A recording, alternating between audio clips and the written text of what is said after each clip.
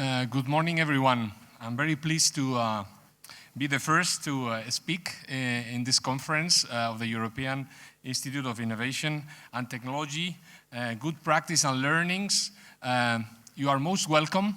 It is a big event for us. The program is shaped in a way to attract your interest, so I trust that we will be successful. But in looking at the participation, we are, of course, very pleased. Let me share with you that we have put a lot of passion in shaping a conference that would hopefully get us closer to European stakeholders in general. After some years of operation, the EIT, we want to believe, is ready to talk to Europe, because we are indeed an institute for Europe, and we want to share the first learnings from the KICs so that these are put at work beyond the perimeters of partners and countries participating in the current 3 running KICs. I would keep it short to say again how much you're welcome, how much passion we have put in the program, and how much we wish that you would enjoy these 2 days with us. To open formally the conference, we have, of course, our hosts that I would like to really thank very warmly, because you have really supported us. And I think you have impressed us and everyone with your facilities, but also with your dynamism, because, you know, the host is very important to create the right atmosphere, and it's not just about the technical setups, but also the family spirit we have shared in preparing for this conference. So in this context, I have the honor and pleasure to invite the president of the Copenhagen Business School, Mr. Per Holten Andersen, who would give some words of introduction. Please.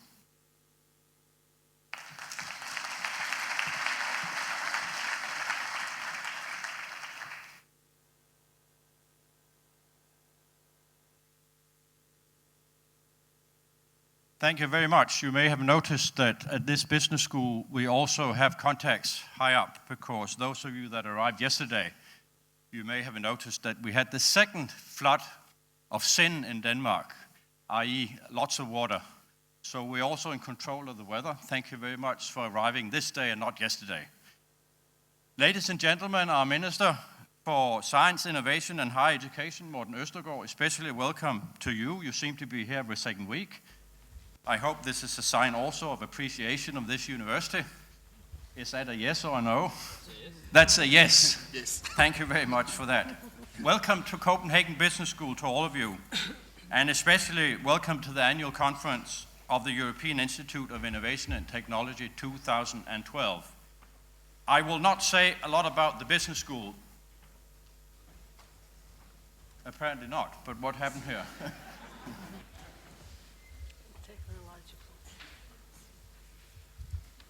Because the figures are supposed to be up here, I hope it works. We have just short of 20,000 students. You can see the other figures and study them while I give my brief introduction. We are especially proud of having you and hosting the EIT conference, as we support heavily the so-called knowledge triangle at this university, but also at other Danish universities, I should say. We collaborate very much with business. We collaborate between research and higher education in order to generate value for society. So we are actually part of the value generation in our society, and we are proud of it, and we are not afraid of this collaboration, on the contrary. We are one of the most acknowledged and also largest business schools in Europe, actually the largest in Northern Europe. We conduct excellent research, but our main profile is that we are very heavily university with lots of teaching. We have over 20,000 students as I'm standing here. The figures here are from last year on the slide. The European Institute of Innovation and Technology and CBS share the aim to build very strong communities of researchers, students, and business partners in society at large. The goal is to support collaboration, mutual inspiration, and also increased entrepreneurship. This seems to become one of the buzzwords of the creation of new wealth in the entire Western world, and I believe it is one of the major roles of universities to increase the entrepreneurship and innovation capacity, not only of our societies, but definitely also of our own institutions. I wish you an extremely fruitful conference and I hope when the conference finishes, you will be able to be as full of praise as you were when you started the conference. Thank you very much.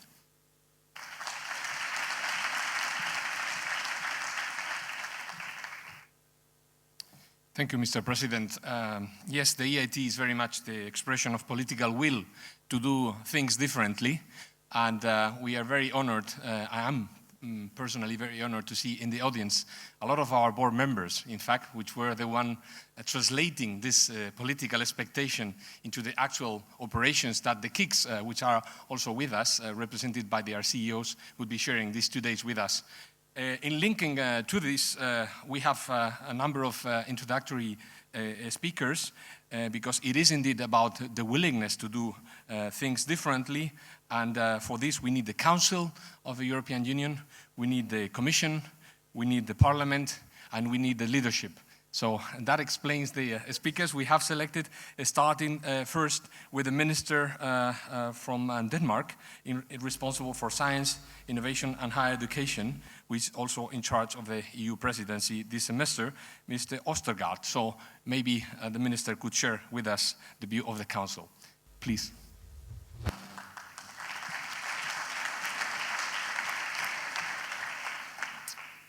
Chairman von Gabin, or Rapporteur Matthias, President of CBS, distinguished guests, thank you very much for the invitation to speak here today. It's a pleasure to be here at this important conference focusing on European Institute of Innovation and Technology. As a matter of fact, this will be my final speech as the President of the Council of the European Union. In a few days, Denmark will hand over the EU presidency to our Cypriot colleagues. So allow me to briefly look back at the last few months. At the beginning of our presidency, my colleague, the Danish Minister for European Affairs, Nicolai Wammen, referred to an old Simon and Garfunkel song and said that Denmark would aim to be a bridge over troubled waters. And the last 6 months have in fact been troubled waters for Europe. We are faced with great challenges, debt is high, growth is low, and innovation is insufficient. Jobs all over Europe are being lost, and we've seen record high youth unemployment rates. These challenges need to be addressed at the root, deep beneath the surface. We have to invest today in the growth of tomorrow.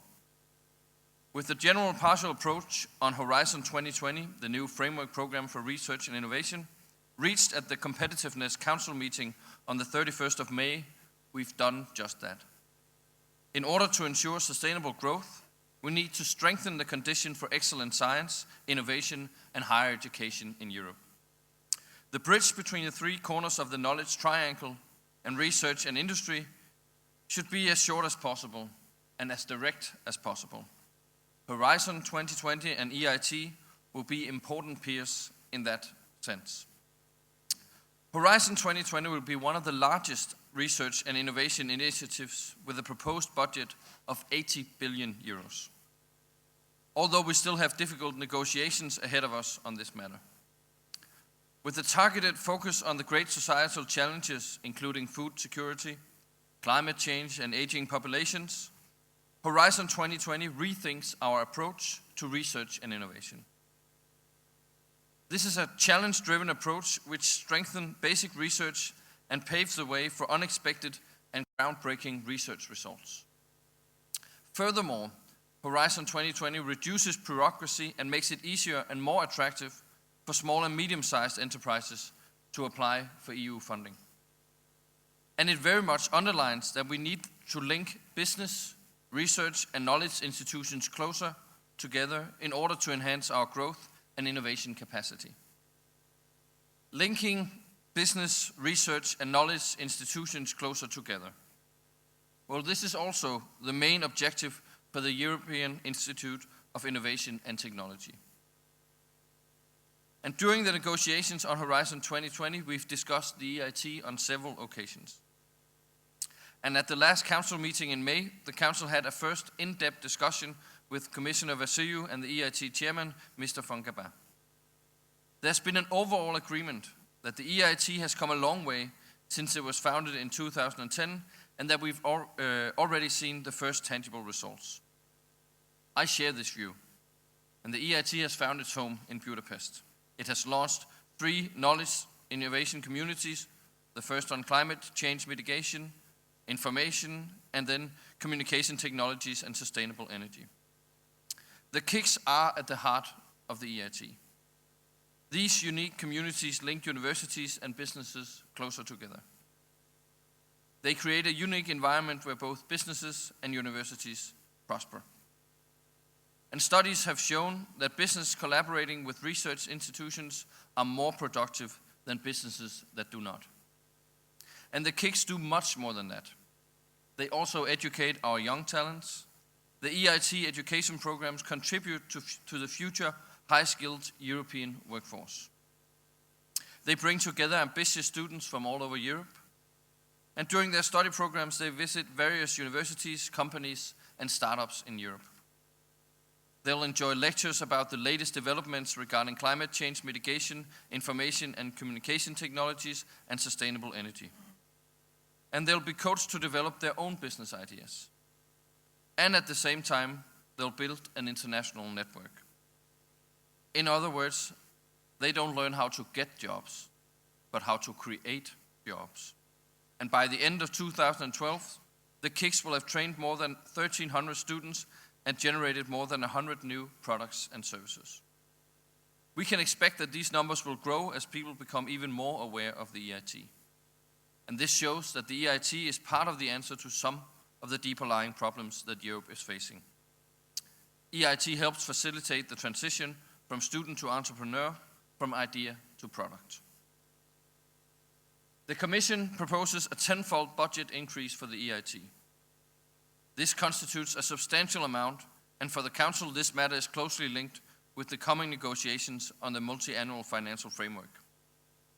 The EIT planned to launch 6 new KICs, 3 in 2014 and 3 more by the year of 2018. But before doing that, the EIT will conduct a thorough evaluation of the existing KICs. Also, this effort I support. We need to get a deeper understanding of the KICs. Which lessons have been learned?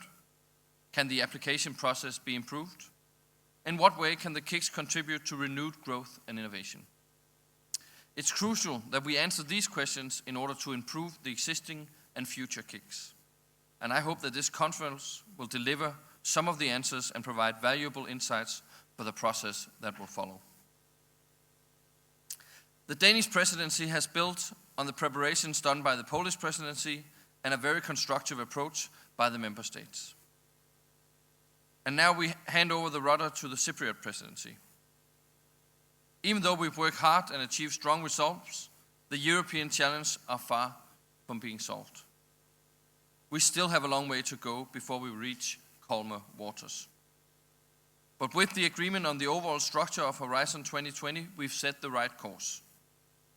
And I would like to end by returning to Simon and Garfunkel's Bridge Over Troubled Water, where one of the sentences is as follows: "I'm on your side when times get rough." And times are rough in Europe, but we are in it together, and we have to act together to overcome these difficult times. Unity and cooperation is the identity of modern Europe. So we need to work together to create new jobs and sustainable growth in Europe. And to succeed with these ambitions, we have to increase our innovation capacity. I hope you'll have a fruitful and constructive conference. Thank you very much.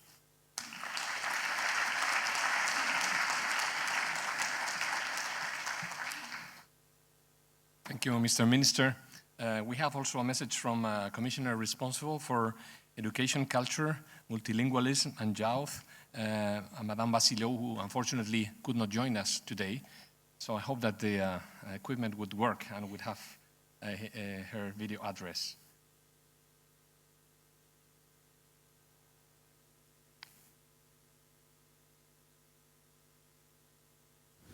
Minister Østergaard, Ms. Matthias, Ms. Andersen, Mr. von Gabein, ladies and gentlemen.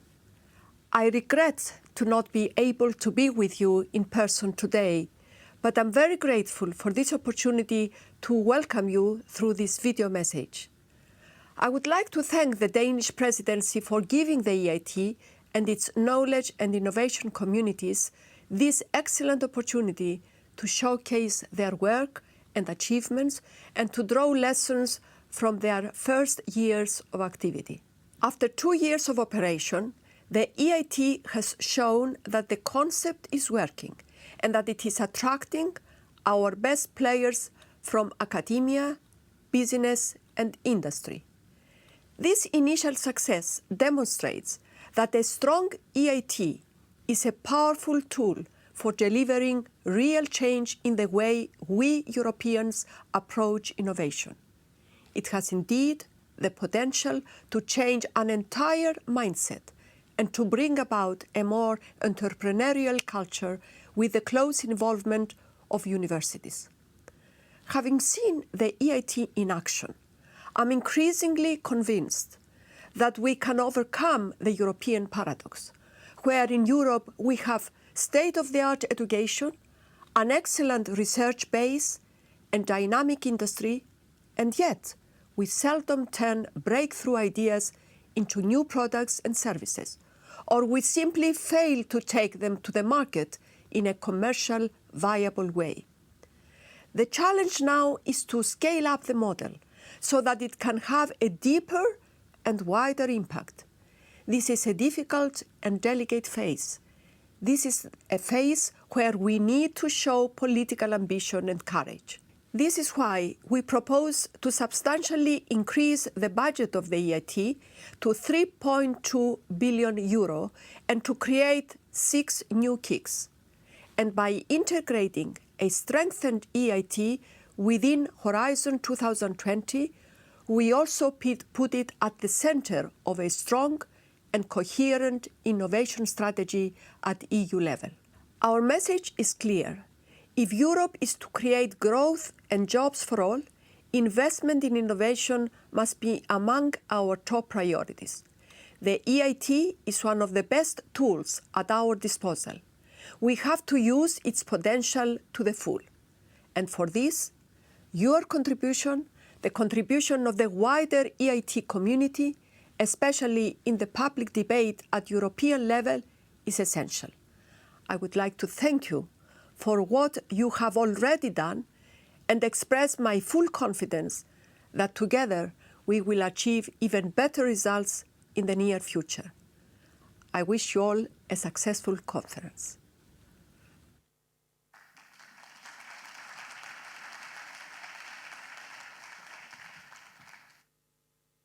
And then if we need the Commission to provide the impulse, we also need the Parliament to link with people, because indeed EIT is about people making a difference. And we want to work for Europe, not just again for our KICs, but really for Europe overall. Madam Matthias, I think you are the speak person for people today.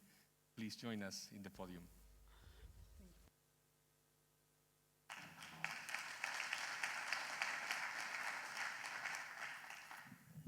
Good afternoon to everyone. Thank you so much for this invitation, dear Minister, dear Chairman of the EIT, dear President of CBS, and dear colleagues. I think I can call you like that because I'm already part of the EIT project. I feel like that, so I think I can say generally, dear colleagues, thanks for the invitation. And it is with huge pleasure that I'm here in representation of the European Parliament.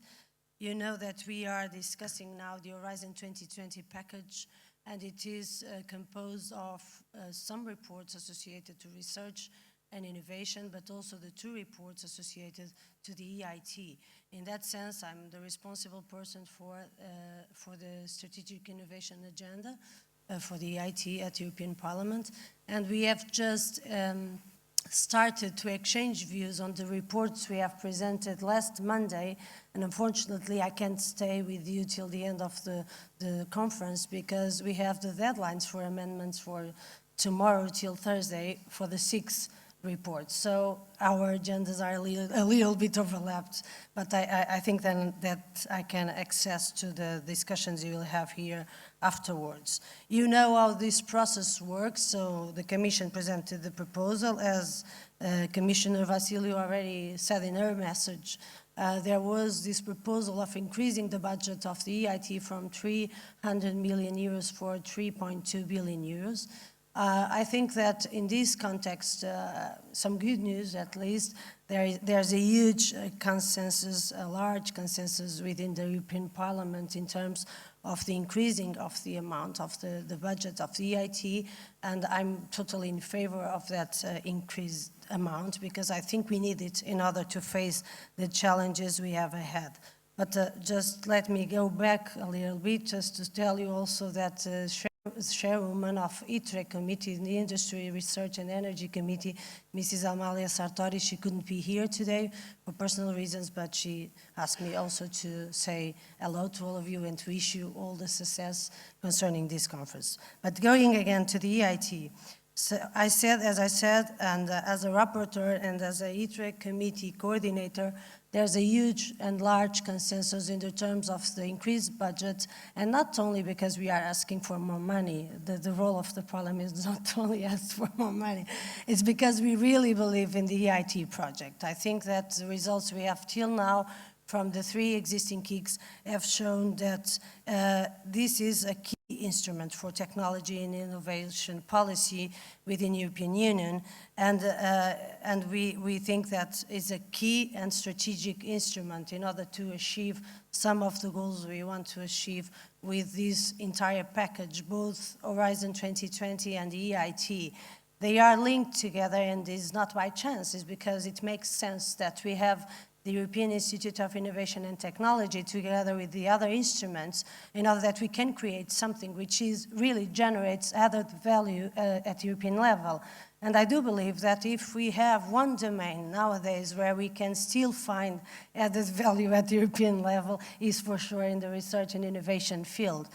In this moment of crisis, I think no one of us, at least in the European Parliament, have any doubt that this is one of the fields that we should support and we should invest in order to generate growth, to make some contribution to the European economy, not only the European economy, but mainly in this sense, and also to have an opportunity to create new jobs in a moment where unemployment is, in my perspective, the biggest problem we have to face across Europe in these days. And it's not only because I'm Portuguese, it's because it is really the main problem we are facing at the European level nowadays. Saying this, I'm sure that you already know very well the Commission proposal, so I'm not going to spend the time to introduce you to the proposal that you know.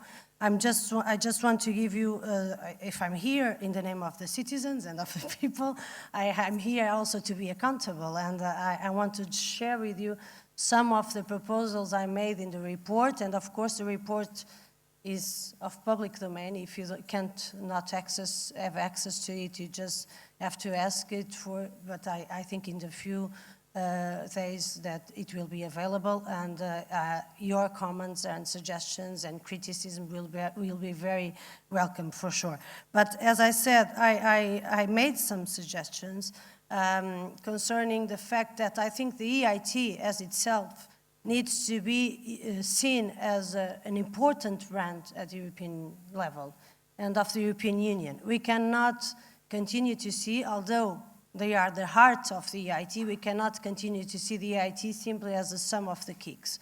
We know that the KICs which run already, the 3 already existing ones, are having huge and wonderful results. But we need to see, in my perspective, the EIT as an institute.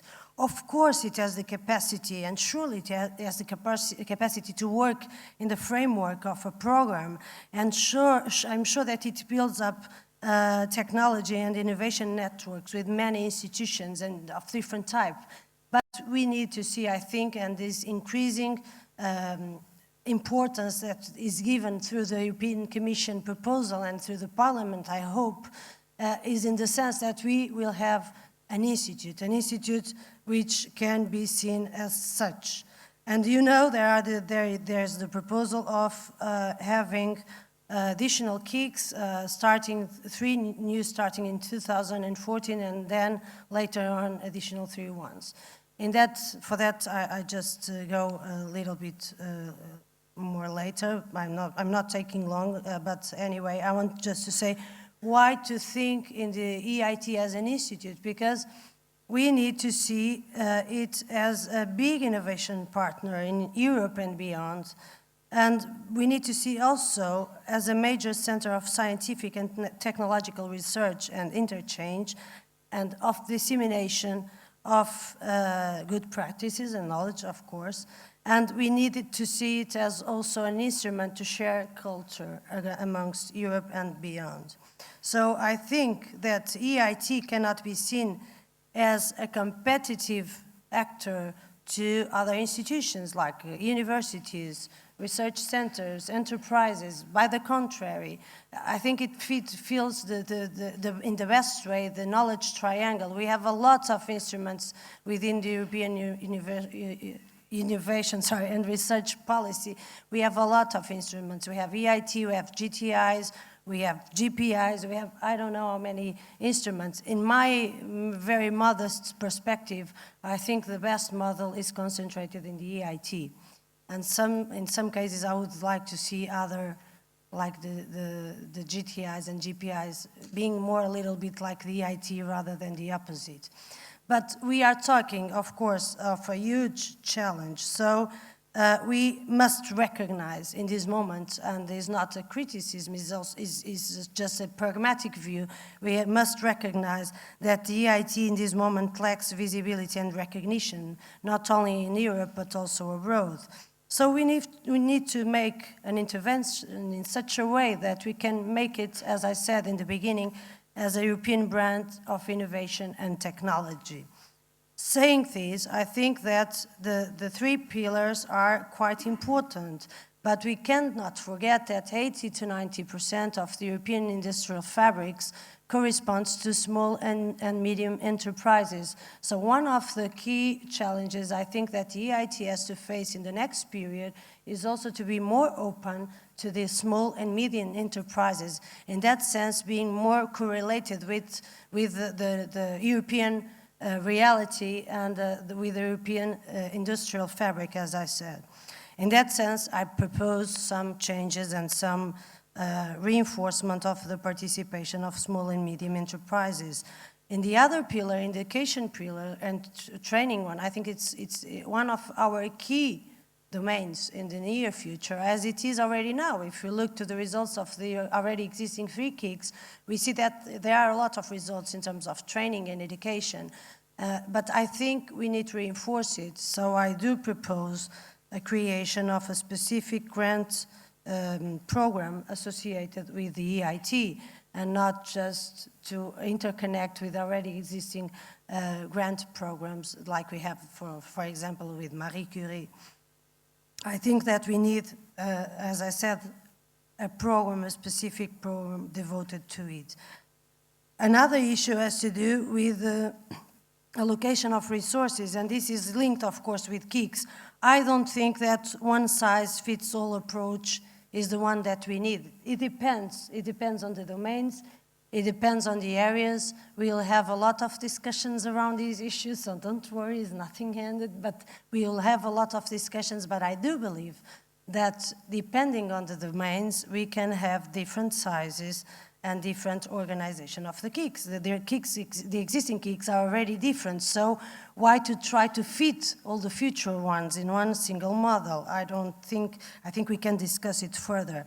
Another thing has to do with the fact that although there's already a proposal for the European Commission, I think some remaining space for open discussion on the themes and grand societal challenges we are facing should be kept, and not to close the entire package at the beginning. So that's also one of the proposals which is at the table.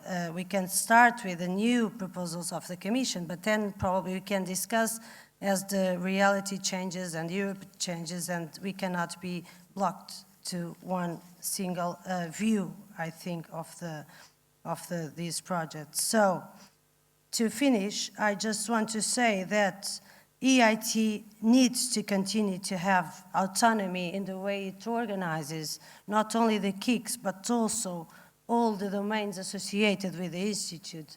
I think that's a key element of this project, if it keeps the autonomy. But keeping the autonomy means always also to be transparent to the other partners, and I'm sure that we are just in the beginning of the way, and there are a lot of proposals for that, and it will be quite important that we have transparency in the way that things are organized, because that's one, I think, of the best ways of promoting the EIT itself as something which is quite important for all of us. And also, and finally, I would like to say that we need to think about EIT not only as the partner during the 7 years of duration of the initiating process of the different KICs.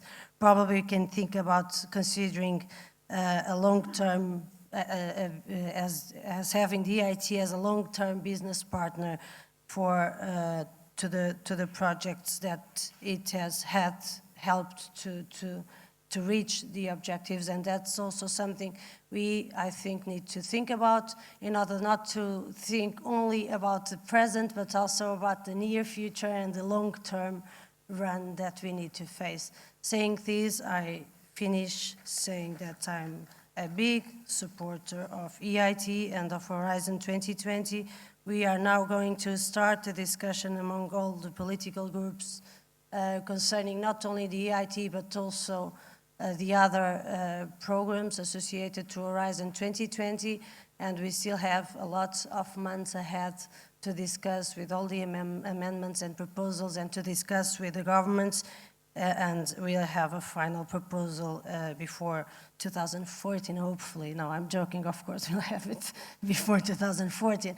But nevertheless, please feel free and welcome to present and to send to us, because yes, we represent you, so you are my bosses. Please send your comments, criticism, and whatever you want to send, in order that this can be a more participated process as it is normally when we have the time. So I wish you all the success for this initiative. Thank you so much for inviting the European Parliament to be here, and hope to see you all soon in KIC or somewhere. Thank you. Bye-bye.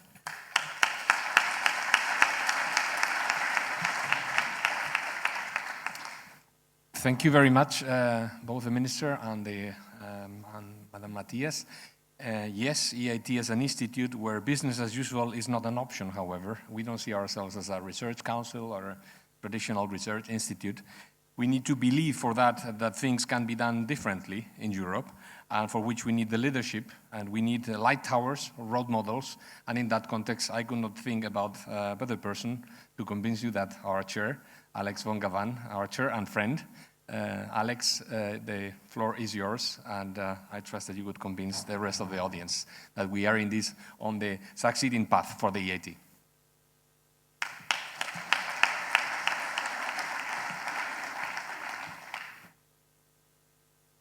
Well, thank you so much, Jose Manuel. I think it's a very long first name. Normally, I name him JM.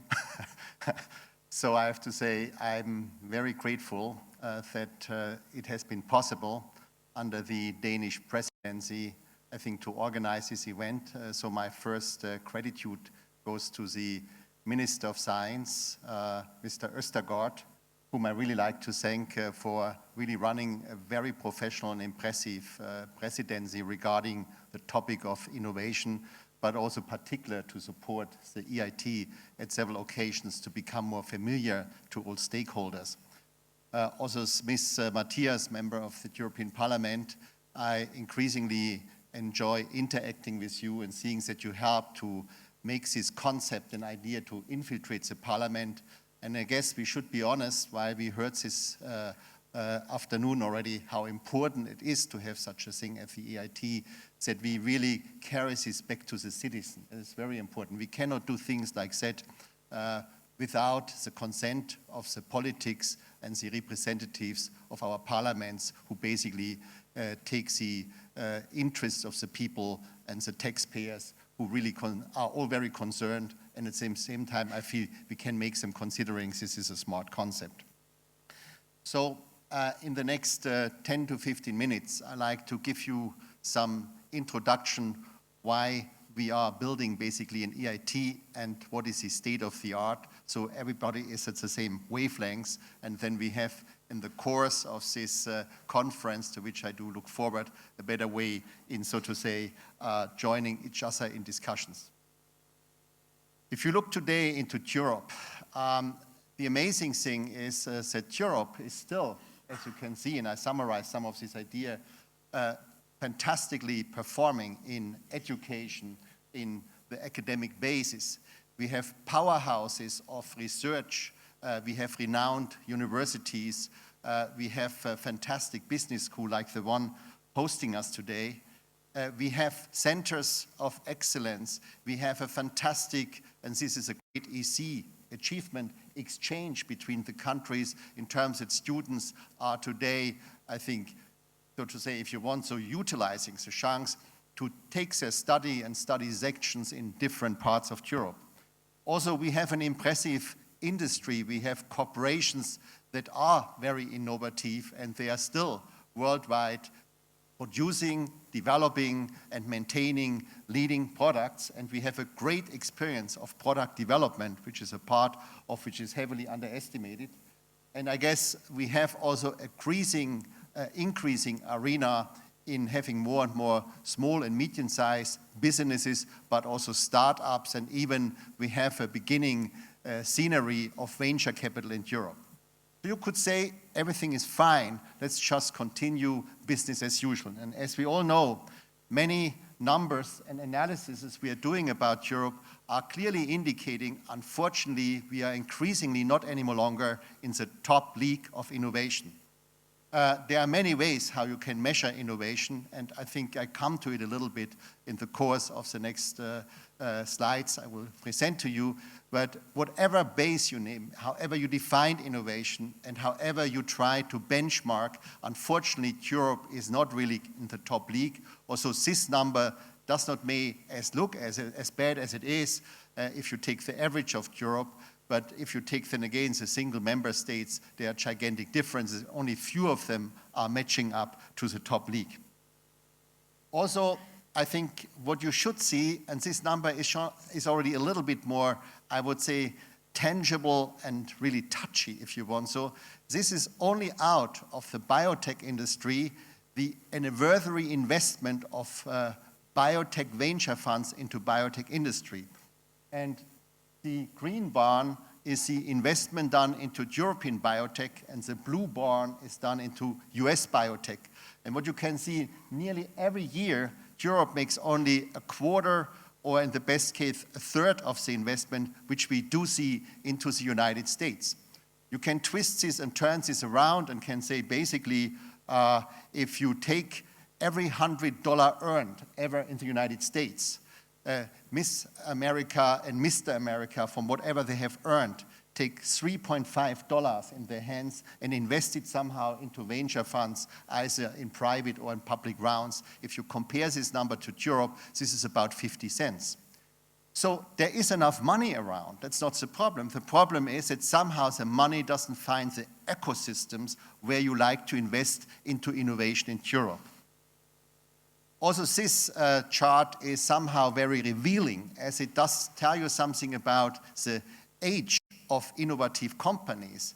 If you take the average age of innovative companies, and I take the very largest companies, whatever they are, Siemens or Nokia, and I take very small players, which we luckily also have at this continent, and you look into this and say, when have they been set up and founded? Only 2% of them in Europe has been set up in the last 20 years, or last 25 years. While in the United States, these are nearly 22%, and quite naturally in these new emerging countries like China, Brazil, and India, many of the innovative companies are basically brand new since they have been just set up recently. So to overcome this, we have to go back to a very important light tower person, which I think we all know, but most of you don't know the photo as it has been projected at the wall. This is the young Bill Gates. So we have to do something to educate this kind of brand of people people who have appetite already from kindergarten onwards to take things in their own hands and not losing this while they're going through our European high school and higher university system, rather appreciating this appetite to do something by themselves. So the interesting thing is, if you just would ask somebody, name me 4 or 5 outstanding entrepreneurs in the innovative arena in Europe, I think we have a hard time to find names. If you go into the United States, I think you hear names like Herb Boyer, founder of Genentech, or I think Bill Gates or Zuckerberg, whomever you like to talk about. So how can we overcome this dilemma that we in many ways have all the ingredients, but we are not able to bake a good cake out of this? And this is, we have to live up to the knowledge triangle. So we have, as it has been mentioned before already, to put all the key players together, and not just on paper, they have to meet. It is a matter of communication. I think how rarely do many professors at universities really talk to colleagues who are in innovative companies. They do it and they work together. But I think in average, how many sabbaticals of professors are carried out in companies, and how many company executives say they make a sabbatical, let's say, at a university and vice versa. Students are often not experiencing these different worlds, unlike they're going to an outstanding business schools where I think the school is really taking up the topic and teaching students. There are different sides of the knowledge triangle. So the knowledge triangle in the center is driven by the entrepreneur. And let me state a word. The word entrepreneur always leads to you have to set up your own business, which I do believe is very important. But there is also another term. It's the intrapreneur.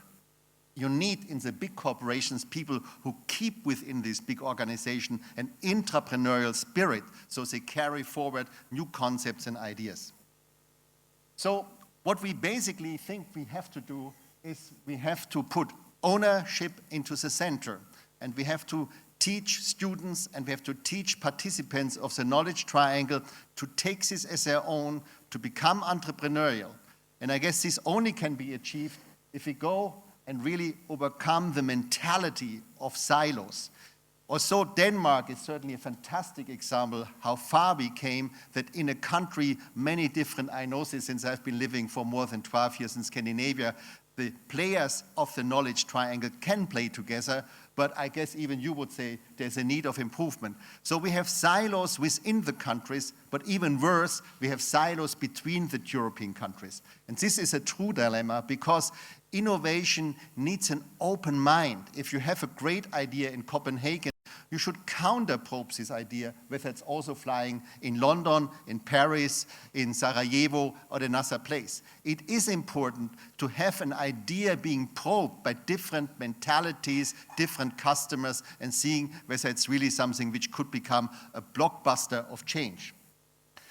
This leads to my third thing, which is basically, I feel, the task of the EIT, I think, to give the most important money you can give if innovation is fostered, the seed money. And it's interesting that the EIT is perceiving itself as a high-impact innovation fund. Basically, we are not seeing ourselves as a research agency giving another granting system to scientists. It's rather seeding a business, and I will come to this, and I will not talk too long. So if all this would work, and if all this is going in the right direction, and this is basically what this slide is showing, we could make really a step change in Europe. We could go from creating these innovation factories which are fostered by the EIT in getting a mind change and getting really businesses starting out, which we do already see, moving really towards making a reinforcement of the innovation understanding in Europe, that innovation is more than only outstanding science, it's more than only business, it's more than only education. And this hopefully will help also to take our share in overcoming this really disastrous crisis where Europe is currently stuck in. But I'm an optimist as a grandfather of 3 grandchildren. We will come out, because I see a lot of glimpse in the eyes of younger people since I'm helping to organize the EIT.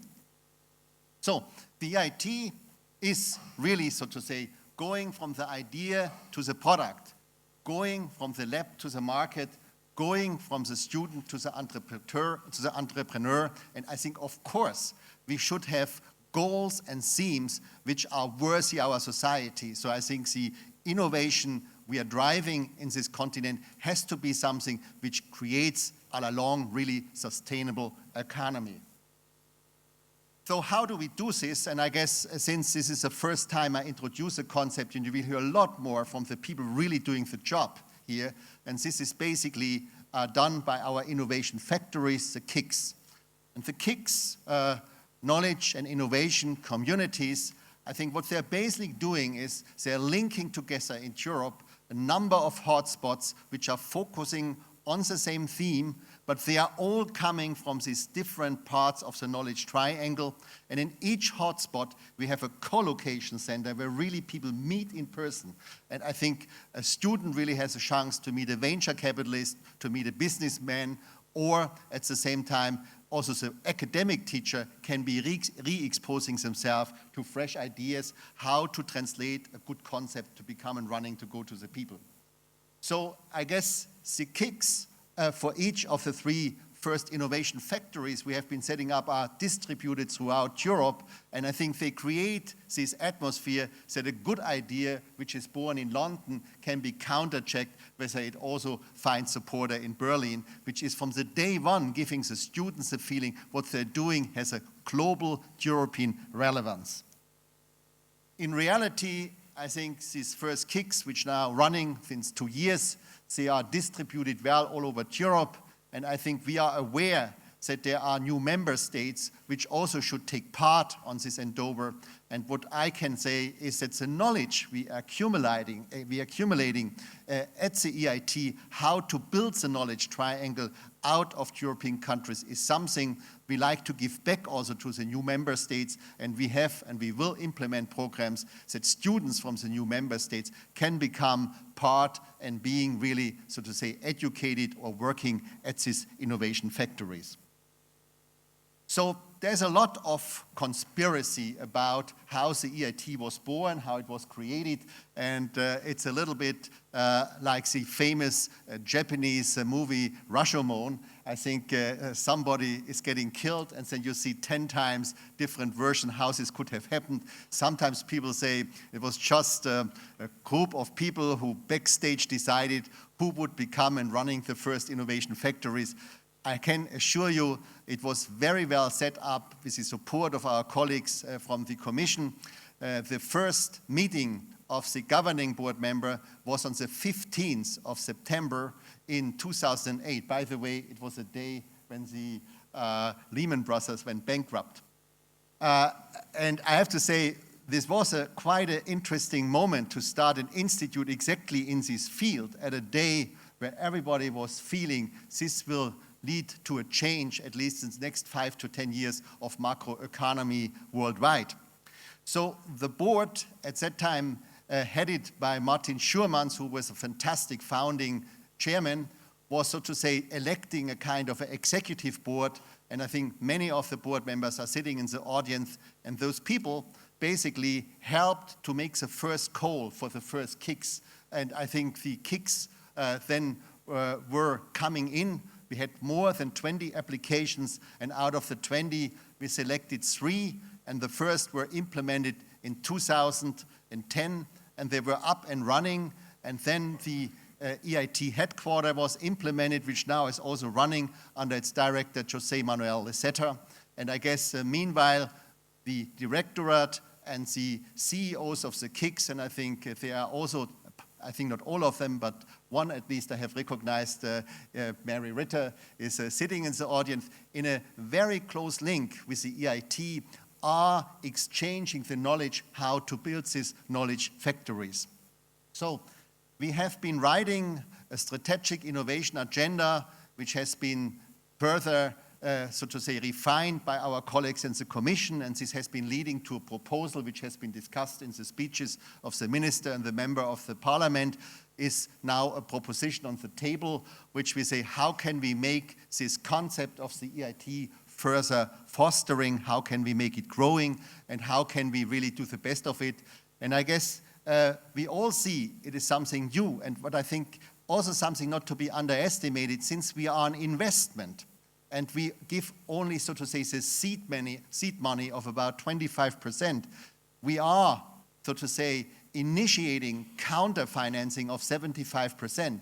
And something which in the crisis, which should not be underestimated, is every 100 million euros which are invested by the EIT are counter-financed by extra 300 million euros coming in from the stakeholders who participate this endeavor. So today we are at a stage where we think we are ready for the next growth stage. And I think also this will be discussed in depth during the conference. As you have heard this afternoon, basically the next call for the next 3 kicks is planned for 2014. The current topics, which could have still some modifications to undergo, is in healthy life and aging. Has nothing to do that I'm a life scientist. Food not food for thought, food for people. And the third one is raw materials. And I think then 3 years later, after a reviewing of the EIT and the innovation factories, I think we may have a second call where you will open, so to say, applicants for the next round of applications. So, honored guests of this conference and all the honored people here who helped us to make this conference to take place, and I think also the politicians who helped to support us in this. I like to summarize in saying we are trying something new. It's very entrepreneurial, and I have to say, in being and serving in the board for more than 3.5 years, I can tell you we are doing it in a real way entrepreneurs are doing this. We are doing it, we are learning, we are recognizing sometimes we are doing mistakes, but we are correcting.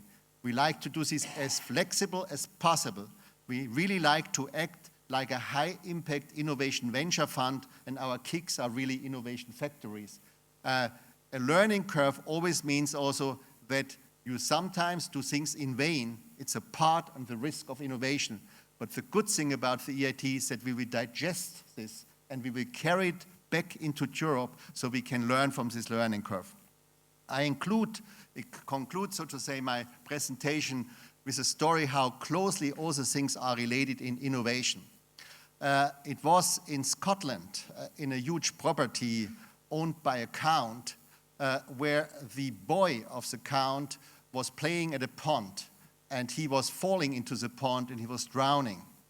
And it was a nearby peasant living on this big real estate who rescued the life of this little boy and warmed him up with blankets. And in the evening, the father, the landlord, the count, came to this cottage of the peasant and said, "How can I thank you that you rescued the life of my son?"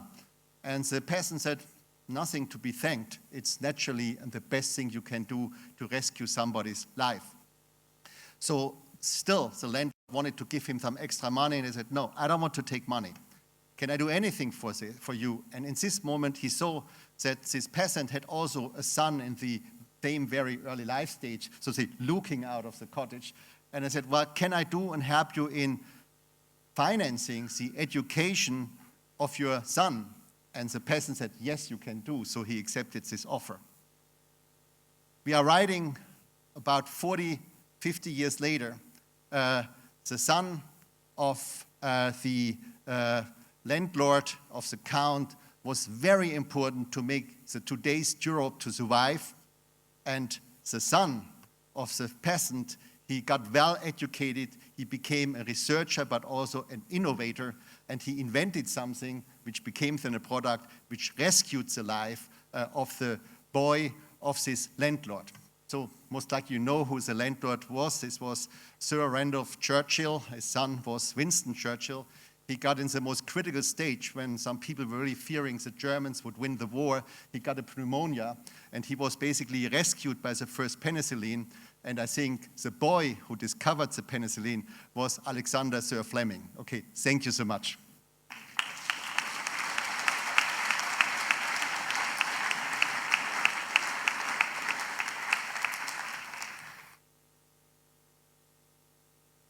Thank you, Alex. You see how lucky we are to have such personalities.